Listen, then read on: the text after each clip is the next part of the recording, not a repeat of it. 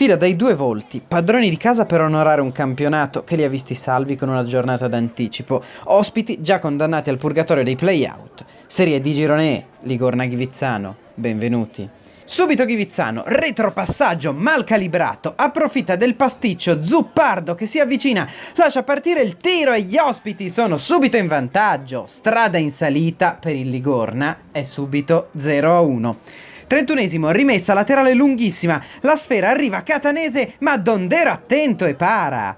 40esimo, altro giro, altro regalo del Ligorna. Il solito zuppardo intercetta il rinvio di Crafa, lascia partire lo shoot, palo incredibile.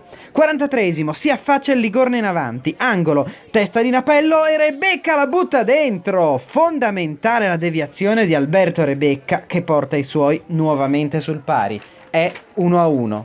Inizia il secondo tempo e il Ligorna dimostra di volersi congedare bene da questo campionato. Sgroppata sulla destra, palla a De Persis che si coordina e insacca il gol del vantaggio. Un Super Ligorna torna in avanti nel suo stadio, fa tutto lui, è 2-1. Prova a pareggiare il Ghivizzano, tenta il pallonetto Paccagnini, fuori di poco.